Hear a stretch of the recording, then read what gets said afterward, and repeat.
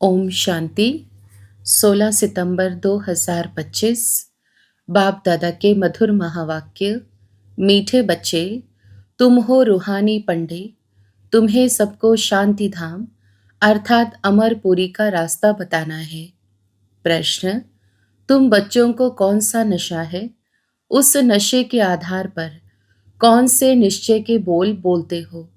उत्तर, तुम बच्चों को यह नशा है कि हम बाप को याद कर जन्म जन्मांतर के लिए पवित्र बनते हैं। तुम निश्चय से कहते हो कि भल कितने भी विघ्न पड़े, लेकिन स्वर्ग की स्थापना तो जरूर होनी ही है। नई दुनिया की स्थापना और पुरानी दुनिया का विनाश होना ही है। यह बना बनाया ड्रामा है, इसमें संशय की बात ही नहीं। ओम शांति। रूहानी बच्चों प्रति रूहानी बाप समझा रहे हैं, तुम जानते हो हम आत्मा है। इस समय हम रूहानी पंडे बने हैं, बनते भी हैं, बनाते भी हैं। यह बातें अच्छी रीति धारण करो। माया का तूफान भुला देता है। रोज सुबह शाम यह विचार करना चाहिए। यह अमूल्य रत्न अमूल्य जीवन के लिए रूहानी बाप से मिलते हैं। तो रूहानी बाप समझाते हैं, बच्चों, तुम अभी रूहानी पंडे व गाइड्स हो मुक्ति धाम का रास्ता बताने लिए। यह है सच्ची सच्ची अमर कथा अमरपुरी में जाने की। अमरपुरी में जाने के लिए तुम पवित्र बन रहे हो। अपवित्र भ्रष्टाचारी आत्मा अमरपुरी में कैसे जाएगी? मनुष्य अमरनाथ की यात्रा पर जाते हैं। स्वर्ग को भी अमरनाथपुरी कहेंगे। अकेला अमरनाथ थोड़े ही होता है। तुम सब आत्माएं अमरपुरी जा रही हो। वह है आत्माओं की अमरपुरी परम धाम। फिर अमरपुरी में आते हैं शरीर के साथ। वहां कौन ले जाते हैं? परमपिता परमात्मा सभी आत्माओं को ले जाते हैं। उसको अमरपुरी भी कह सकते हैं, परंतु राइट नाम शांति धाम है। वहां तो सबको जाना ही है। ड्रामा की भावी टाली नहीं टले। यह अच्छी रीति बुद्धि में धारण करो। पहले पहले तो आत्मा समझो। परमपिता परमात्मा भी आत्मा ही है, सिर्फ उनको परमपिता परमात्मा कहते हैं। वह हमको समझा रहे हैं। वही ज्ञान का सागर है, पवित्रता का सागर है। अब बच्चों को पवित्र बनाने के लिए श्रीमत देते हैं कि मामेकम याद करो तो तुम्हारे जन्म जन्मांतर के पाप कट जाएंगे। याद को ही योग कहा जाता है। तुम तो बच्चे हो ना, बाप को याद करना है। याद से ही बेड़ा पार है। इस विषय नगरी से तुम शिव नगरी में जाएंगे, फिर विष्णुपुरी में आएंगे। हम पढ़ते ही हैं वहां के लिए, यहाँ के लिए नहीं। यहाँ जो राजाएं बनते हैं वह धन दान करने से बनते हैं। कई हैं जो गरीबों की बहुत संभाल करते हैं। कोई हॉस्पिटल धर्मशालाएं आदि बनाते हैं, कोई धन दान करते हैं। जैसे सिंध में मूलचंद था, गरीबों के पास जाकर दान करते थे, गरीबों की बहुत संभाल करते थे। ऐसे बहुत दानी होते हैं। सुबह को उठकर अन्न की मुट्ठी निकालते हैं, गरीबों को दान करते हैं। आजकल तो ठगी बहुत लगी हुई है। पात्र को दान देना चाहिए, वह अकल तो है नहीं। बाहर में जो भीख मांगने वाले बैठे रहते हैं उनको देना, वह भी कोई दान नहीं। उन्हों का तो यह धंधा है। गरीबों को दान करने वाला अच्छा पद पाते हैं। अब तुम हो सब रूहानी पंडे। तुम प्रदर्शनी व म्यूजियम खोलते हो तो ऐसा नाम लिखो जो सिद्ध हो जाए। गाइड टू हेवन व नई विश्व की राजधानी के गाइड्स। परंतु मनुष्य कुछ भी समझते नहीं है। यह है ही कांटों का जंगल। स्वर्ग है फूलों का बगीचा जहां देवताएं रहते हैं। तुम बच्चों को यह नशा रहना चाहिए कि हम बाप को याद कर जन्म जन्मांतर के लिए पवित्र बनते हैं। तुम जानते हो भल कितने भी विघ्न पड़े, स्वर्ग की स्थापना तो जरूर होनी है। नई दुनिया की स्थापना और पुरानी दुनिया का विनाश होना ही है। यह बना बनाया ड्रामा है, इसमें संशय की बात ही नहीं। जरा भी संशय नहीं लाना चाहिए। यह तो सब कहते हैं पतित पावन। अंग्रेजी में भी कहते हैं आकर लिबरेट करो दुख से। दुख है ही 5 विकारों से। वह है ही वाइसलेस वर्ड, सुख धाम। अभी तुम बच्चों को जाना है स्वर्ग में। मनुष्य समझते हैं स्वर्ग ऊपर में है। उन्हों को यह पता ही नहीं है कि मुक्ति धाम ऊपर में है। जीवन मुक्ति में तो यहाँ ही आना है। यह बाप तुम्हें समझाते हैं। उनको अच्छी रीति धारण कर नॉलेज का ही मंथन करना है। स्टूडेंट भी घर में यही ख्याल करते रहते हैं, यह पेपर भर कर देना है, आज यह करना है। तो तुम बच्चों को अपने कल्याण के लिए आत्मा को सतोप्रधान बनाना है। पवित्र बन मुक्ति धाम में जाना है और नॉलेज से फिर देवता बनते हैं। आत्मा कहती है ना, हम मनुष्य से बैरिस्टर बनते हैं। हम आत्मा मनुष्य से गवर्नर बनते हैं। आत्मा बनती है शरीर के साथ। शरीर खत्म हो जाता है तो फिर नए सिर पढ़ना पड़ता है। आत्मा ही पुरुषार्थ करती है विश्व का मालिक बनने। बाप कहते हैं यह पक्का याद कर लो कि हम आत्मा हैं। देवताओं को ऐसे नहीं कहना पड़ता, याद नहीं करना पड़ता, क्योंकि वह तो है ही पावन।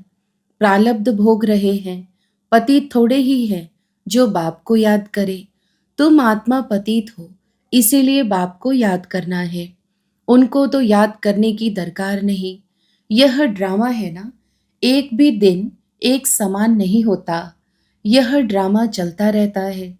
सारे दिन का पार्ट सेकंड बाय सेकंड बदलता रहता है, शूट होता रहता है। तो बाप बच्चों को समझाते हैं कोई भी बात में हार्टफिल मत हो, यह ज्ञान की बातें हैं। भल अपना धंधा आदि भी करो, परंतु भविष्य ऊंच पद पाने के लिए पूरा पुरुषार्थ करो। गृहस्थ व्यवहार में भी रहना है। कुमारियां तो गृहस्थ में गई ही नहीं है। गृहस्थी उनको कहा जाता जिनको बाल बच्चे हैं। बाप तो अधर कुमारी और कुमारी सबको पढ़ाते हैं। अधर कुमारी का भी अर्थ नहीं समझते। क्या आधा शरीर है? अभी तुम जानते हो कन्या पवित्र है और अधर कन्या उनको कहा जाता है जो अपवित्र बनने के बाद फिर पवित्र बनती है। तुम्हारा ही यादगार खड़ा है। बाप ही तुम बच्चों को समझाते हैं। बाप तुमको पढ़ा रहे हैं। तुम जानते हो हम आत्माएं मूल वतन को भी जानते हैं। फिर सूर्यवंशी चंद्रवंशी कैसे राज्य करते हैं, क्षत्रिय पने की निशानी बाण क्यों दिया है, वह भी तुम जानते हो। लड़ाई आदि की तो बात है नहीं, ना असुरों की बात है, ना चोरी की बात सिद्ध होती है। ऐसा तो कोई रावण होता नहीं जो सीता को ले जाए। तो बाप समझाते हैं मीठे मीठे बच्चे, तुम समझते हो हम हैं हेवन के मुक्ति जीवन मुक्ति के पंडे। वह है जिस्मानी पंडे, हम है रूहानी पंडे। वह है कलयुगी ब्राह्मण, तुम संगम युगी ब्राह्मण। अभी पुरुषोत्तम बनने के लिए पढ़ रहे हो। बाबा अनेक प्रकार से समझाते रहते हैं, फिर भी देह अभिमान में आने से भूल जाते हैं। मैं आत्मा हूँ, बाप का बच्चा हूँ, वह नशा नहीं रहता है। जितना याद करते रहेंगे उतना देह अभिमान टूटता जाएगा। अपनी संभाल करते रहो। देखो हमारा देह अभिमान टूटा है। हम अभी जा रहे हैं, फिर हम विश्व के मालिक बनेंगे। हमारा पार्ट ही हीरो हीरोइन का है। हीरो हीरोइन नाम तब पड़ता है जब कोई विजयी पाते हैं। तुम विजयी पाते हो तब तुम्हारा हीरो हीरोइन का नाम पड़ता है। इस समय इनसे पहले नहीं था। हारने वाले को हीरो हीरोइन नहीं कहेंगे। तुम बच्चे जानते हो हम अभी जाकर हीरो हीरोइन बनते हैं। तुम्हारा पार्ट ऊंचते ऊंच है। कौड़ी और हीरे का तो बहुत फर्क है। भल कोई कितने भी लखपति व करोड़पति हो, परंतु तुम जानते हो यह सब विनाश हो जाएंगे। तुम आत्मा धनवान बनती जाती हो, बाकी सब दिवाले में जा रहे हैं। यह सब बातें धारण करनी है, निश्चय में रहना है। यहाँ नशा चढ़ता है, बाहर जाने से नशा उतर जाता है। यहाँ की बातें यहाँ रह जाती हैं। बाप कहते हैं बुद्धि में रहे। बाप हमको पढ़ा रहे हैं, जिस पढ़ाई से हम मनुष्य से देवता बन जाएंगे। इसमें तकलीफ की कोई बात नहीं। धंधे आदि से भी कुछ टाइम निकाल याद कर सकते हो। यह भी अपने लिए धंधा है ना। छुट्टी लेकर जाए, बाबा को याद करो। यह कोई झूठ नहीं बोलते हैं। सारा दिन ऐसे ही थोड़ी ही गंवाना है। हम भविष्य का तो कुछ ख्याल करें। युक्तियां बहुत हैं। जितना हो सके टाइम निकाल बाप को याद करो। शरीर निर्वाह के लिए धंधा आदि भी भल करो। हम तुमको विश्व का मालिक बनने की बहुत अच्छी राय देते हैं। तुम बच्चे भी सबको राय देने वाले ठहरे। वजीर राय के लिए होते हैं ना। तुम एडवाइजर हो। सबको मुक्ति, जीवन मुक्ति कैसे मिले, इस जन्म में वह रास्ता बताते हो। मनुष्य स्लोगन आदि बनाते हैं तो दीवार में ऊपर लगा देते हैं।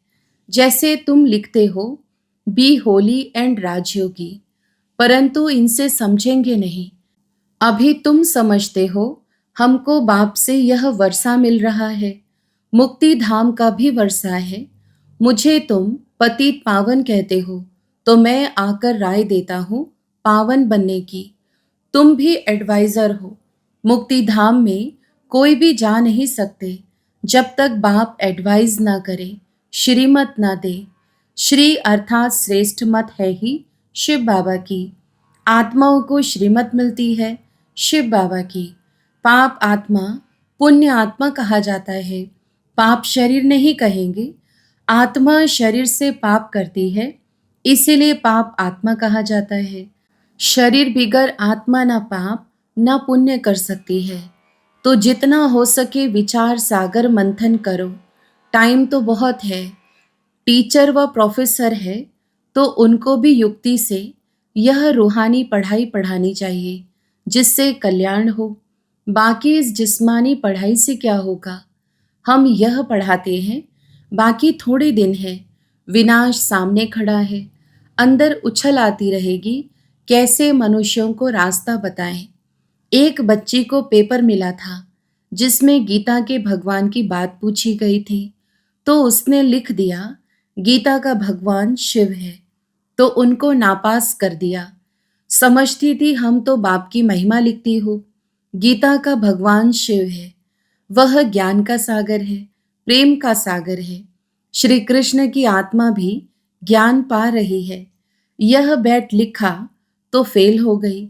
माँ बाप को कहा हम यह नहीं पढ़ेंगी, अभी इस रूहानी पढ़ाई में लग जाऊंगी। बच्ची भी बड़ी फर्स्ट क्लास है, पहले ही कहती थी हम ऐसा लिखूंगी, नापास हो जाऊंगी, परंतु सच तो लिखना है ना। आगे चलकर समझेंगे बरोबर इस बच्ची ने जो लिखा था वह सत्य है।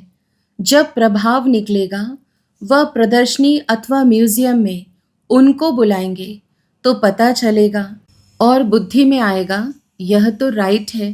ढेर के ढेर मनुष्य आते हैं तो विचार करना है। ऐसा करें जो मनुष्य झट समझ जाए कि यह कोई नई बात है। कोई ना कोई जरूर समझेंगे जो यहाँ के होंगे। तुम सबको रूहानी रास्ता बताते हो, बेचारे कितने दुखी हैं, उन सबके दुख कैसे दूर करें। खिटपिट तो बहुत है ना। एक दो के दुश्मन बनते हैं तो कैसे खलास कर देते हैं। अब बाप बच्चों को अच्छी रीति समझाते रहते हैं।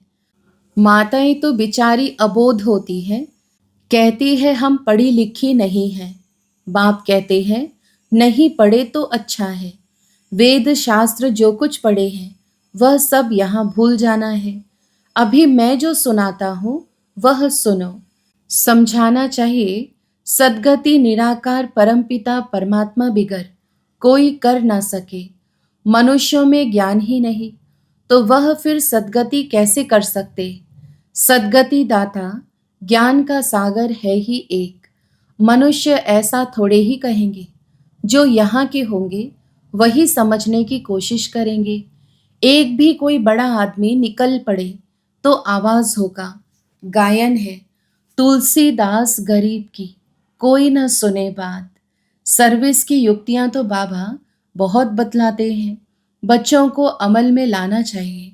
अच्छा, मीठे मीठे सिकिलधे बच्चों प्रति माता पिता बाप दादा का याद प्यार और गुड मॉर्निंग। रूहानी बाप की रूहानी बच्चों को नमस्ते।